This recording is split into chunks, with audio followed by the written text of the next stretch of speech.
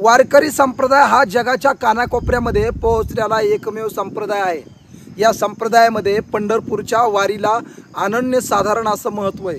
वारकरी त्या पंढरपूरच्या वारीची चातकाप्रमाणे वाट बघत असतो आणि त्या वारीचे वेध लागले की माझ्या जीवीची आवडी पंढरपुरा नेईन गुडी। अशा पद्धतीने संत ज्ञानेश्वर महाराजांच्या, संत तुकाराम महाराजांच्या पालखी सोहळ्यामध्ये वारकरी लोक सहभागी होतात आणि पंढरपूरकडे मजल दर मजल करत त्या ठिकाणी विठुरायाच्या दर्शनाची आस घेऊन पंढरपूरकडे प्रस्थान करीत असतात। कुठलाही त्रास असू द्या, वारकरी लोक तो त्रास सहन करतात। ऊन असेल, पाऊस असेल, वारा असेल, या सगळ्यावर मात करून पंढरपूरकडे ते जात असतात आणि हे सगळं करत असताना त्यांना जो आनंद मिळतो त्या आनंदाची गणना, त्या आनंदाची तुलना कशाशीही करता येत नाही। मंडळी, खरं पाहायला गेलं तर या आषाढी वारीचं कौतुक सर्व स्तरांमधून होत असतं, परंतु ही आषाढी वारी कधी सुरू झाली आपल्या मनामध्ये प्रश्न आला असेल। या जगातली पहिली वारी कोणी केली असेल? संत ज्ञानेश्वर महाराजांचा पालखी सोहळा, संत तुकाराम महाराजांचा पालखी सोहळा हा पहिल्यांदा कोणी काढला?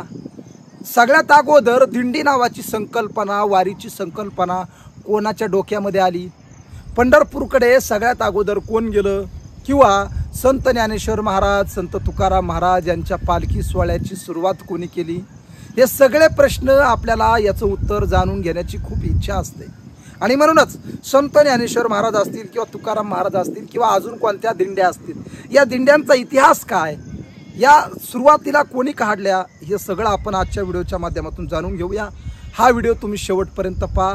या व्हिडिओमध्ये मी तुम्हाला संपूर्ण पालखी सोहळ्याचा इतिहास थोड्या शब्दामध्ये सांगणार आहे। तुम्ही जर वारकरी असाल, वारकरी संप्रदायावर प्रेम करत असाल तर तुम्हाला विनंती आहे, हा व्हिडिओ तुम्ही शेवटपर्यंत पहा आणि जर तुम्ही आमच्या यूट्यूब चॅनलला नवीन असाल तर नक्कीच आमच्या यूट्यूब चॅनलला सबस्क्राईब करा। मंडळी, वारकरी संप्रदायाचं उपास्य दैवत पंढरपूरचा विठोबा। या पंढरपूरच्या विठोबाच्या दर्शनाला जाणं म्हणजेच वारी।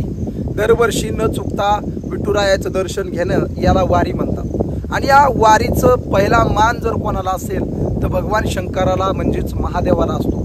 या जगातलं पंढरपूरचं पहिलं जर दर्शन कोणी घेतलं असेल, पहिली वारी जर कोणी केली असेल तर ती पंढरपूरची वारी भगवान शंकराने केली, म्हणजे महादेवाने केली। महादेवानेच पंढरपूरच्या वारीची परंपरा वारकरी संप्रदायामध्ये रुजू केली आणि वारकरी संप्रदायाचा आद्य प्रवर्तक जर म्हणायला हरकत नाही, आदिनाथ गुरु सकळ सिद्धांचा मच्छिंद्र तयाचा मुख्य शिष्य आणि मच्छिंद्राने बोध गोरक्षाशी केला, गोरक्ष वळला गहिनी प्रती, गहिनी प्रसादे निवृत्ती दातार, ज्ञानदेवा सार चोजविले। म्हणजे काय तर भगवान शंकरापासून वारकरी संप्रदायाच्या वारीची परंपरा आलेली आहे। पण असू द्या, याला वारकरी संप्रदायाच्या संत साहित्यामध्ये अनेक प्रकारचे पुरावे आहेत, परंतु जर लौकिकदृष्ट्या आपण जर विचार केला तर ही वारी नेमकी सुरुवात कोणी केली?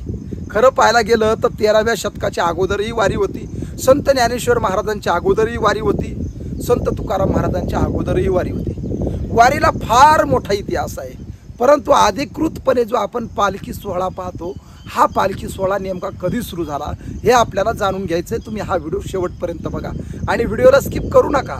हा व्हिडिओ तुमच्यासाठी अत्यंत महत्त्वाचा आहे आणि माहितीपूर्ण आहे। बघा, संत ज्ञानेश्वर महाराजांचा पालखी सोहळा आणि संत तुकाराम महाराजांचा पालखी सोहळा नेमका अधिकृतपणे 350 वर्षापूर्वी सुरू झाला।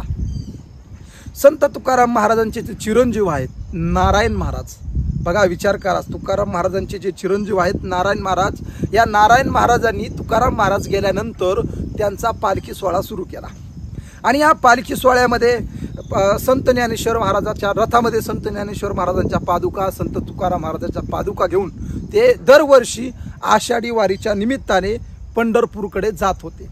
म्हणजे ही वारी सुरू कोणी केली तर संत नारायण महाराजांनी सुरू केली आणि नंतर मग या वारीला अडथळा येऊ लागला तर छत्रपती संभाजी महाराजांनी त्या वारीला संरक्षण दिलं आणि मग कालांतराने ही वारी चालूच राहिली आणि मग त्या वारीमध्ये काही वाद तयार झाले। संत ज्ञानेश्वर महाराजांचे भक्त आणि संत तुकाराम महाराजांचे भक्त यांच्यामध्ये थोडासा कलह तयार झाला आणि या कलहाचं कारण म्हणजे तो वारीचा विस्कळीतपणा सुरू झाला। नंतरच्या काळामध्ये ग्वालेर जे संस्थान आहे मध्य प्रदेशमध्ये, या संस्थांमध्ये शिंदे सरकारच्या राज्यामध्ये सरदार म्हणून आपल्या महाराष्ट्रातील सातारा जिल्ह्यातील आरफळ गावचे हैबत बाबा आरफळकर हे सरदार होते आणि या हैबत बाबांनी त्या ठिकाणी पंढरपूरच्या विठोबाची भक्ती करायला सुरुवात केली। हैबत बाबा खरं तर मनापासून विठुरायाचे भक्त होते. त्यांना त्या ठिकाणी संत ज्ञानेश्वर महाराज, संत तुकाराम महाराज यांची आवड होती. स्वभाव वारकरी असल्यामुळे दरवर्षी ते न चुकता आळंदी पंढरपूरला जात होते. आणि मग कालांतराने काय झालं, ग्वाल्हेरच्या संस्थांवरून महाराष्ट्रात येत असताना हैबत बाबाला दरोडेखोरांनी पकडलं. जे दरोडेखोर होते भिल्ल समाजाचे, त्या दरोडेखोरांनी पकडलं आणि हैबत बाबाला एका गुफेमध्ये डांबून ठेवलं. त्यांच्याकडली सगळी संपत्ती लुटून घेतली, सगळा पैसा अडका त्या ठिकाणी संपवला आणि हैबत बाबाला तुरुंगामध्ये टाकलं. पहिला तुरुंग म्हणजे काय तर एका डोंगराची गुफा. त्या डोंगराच्या गुफेमध्ये जवळपास 15 ते 20 दिवस हैबत बाबाला कोंडलं. हैबत बाबालाही वाटलं की आता आपलं काही खरं नाही, आपण आता मरणाच्या दारी उभा आहोत. आणि म्हणून हैबत बाबांनी काय केलं, संत ज्ञानेश्वर महाराजांचा धावा करायला सुरुवात केली. ज्ञानेश्वर महाराजांचा हरिपाठांची पारायण त्यांनी सुरू केले, ज्ञानेश्वरीचे पारायण सुरू केले. आणि सगळं करत असताना हैबत बाबांना संत ज्ञानेश्वर महाराजांचा साक्षात्कार झाला. एवढंच काय, ज्या दरोडेखोरांनी, ज्या टोळक्यांनी हैबत बाबाला पकडलं होतं, त्या दरोडेखोरांचा जो मालक होता त्याला मुलगा झाला. जवळपास 12 वर्ष त्याला मूलबाळ नव्हतं आणि हैबत बाबांमुळे त्याला मुलगा झाला असा त्याचा समज झाला. आणि म्हणूनच त्या हैबत बाबांच्या कृपादृष्टीने त्याला मुलगा झाल्यामुळे त्याला पश्चाताप झाला आणि त्यानं हैबत बाबाचं दर्शन घेतलं. हैबत बाबाला त्याने मुक्त केलं आणि हैबत बाबाला सांगितलं, बाबा मला माफ करा, तुम्हाला मी पकडून फार मोठी चूक केली. तुमच्यासारख्या महात्म्यामुळे माझ्या घरी त्या ठिकाणी संतान प्राप्ती झाली, मी तुम्हाला धन्यवाद देतो. लगेच हैबत बाबाला सोडलं आणि हैबत बाबा आता सरळ आळंदीकडे गेले.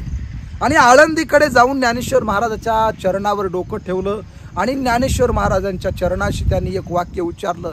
ते म्हणले, आता जर मी या दरोडेखोराच्या तावडीत मेला असतो, परंतु वाचलोय ना, तर मग आता इथून पुढे उरलेलं सगळं आयुष्य मी ज्ञानेश्वर महाराजांना समर्पित करणार आहे. बघा, त्यांनी विचार केला की आता हे उरलेलं आयुष्य मी सगळं संप्रदायाच्या सेवेत घालणार. आणि म्हणून त्यांच्या लक्षात आलं की ज्ञानेश्वर महाराजांचा पालखी सोहळा विस्कळीत झालेला आहे. मग हैबत बाबांच्या ओळखी होत्या सरकारमध्ये, ते शिंदे सरकारमध्ये सरदार होते. मग आजूबाजूचे जे काही सरकार असतील, शितोळे सरकार असतील, औंधचे सरकार असतील, ह्या लोकांसोबत हैबत बाबांच्या ओळखी होत्या. आणि ओळखीमुळे त्यांनी सगळ्या लोकांकडून मदत घेतली.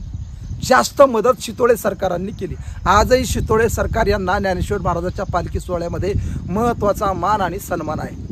आणि म्हणून सगळ्या सरकारांकडून मदत घेऊन हैबत बाबांनी ज्ञानेश्वर महाराजांचा पालखी सोहळा पूर्ववत केला. आळंदी ते पंढरपूर मोठ्या थाटामाटामध्ये संत ज्ञानेश्वर महाराजांचा पालखी सोहळा हैबत बाबांनी काढला. हा काढला 19व्या शतकामध्ये. आणि म्हणूनच हैबत बाबांना मालक मानलं जातं. आरफळकर जी परंपरा आहे ही संत ज्ञानेश्वर महाराज पालखी सोहळ्यामध्ये वैशिष्ट्यपूर्ण आहे. म्हणून मंडळी, तुमच्या सगळ्यांच्या लक्षात आलं असेल की या पालखी सोहळ्याला योगदान कोणाचं आहे. खरं पाहायला गेलं तर नारायण महाराज, हैबत बाबा, अजून असे काही महापुरुष आहेत, त्यांनी या वारीला विशेष असं महत्त्व दिलं. आणि मग नंतर वेगवेगळ्या फड परंपरा तयार झाल्या आणि या फड परंपरा दिंडीमध्ये सहभागी झाल्या आणि भव्य असा वारकरी संप्रदायाचा आषाढी पालखी सोहळा तयार झाला. मंडळी, हा झाला आपल्या वारकरी संप्रदायातल्या पालखी सोहळ्याचा इतिहास. कमी शब्दामध्ये मी तुम्हाला सांगण्याचा प्रयत्न केला, परंतु खरं पाहायला गेलं तर हा एक इतिहास वैशिष्ट्यपूर्ण आहे. वारीचं वैशिष्ट्य अत्यंत तोलामोलाचं आहे. हे आपण नंतर कधी आपल्या व्हिडिओच्या माध्यमातून बघूया. तर हा व्हिडिओ तुम्हाला कसा वाटला आम्हाला कमेंटच्या माध्यमातून कळवा. आणि जर हा व्हिडिओ पाहून जर तुम्हाला समाधान वाटलं असेल तर नक्कीच आमच्या यूट्यूब चॅनलला सबस्क्राईब करा. रामकृष्ण हरी.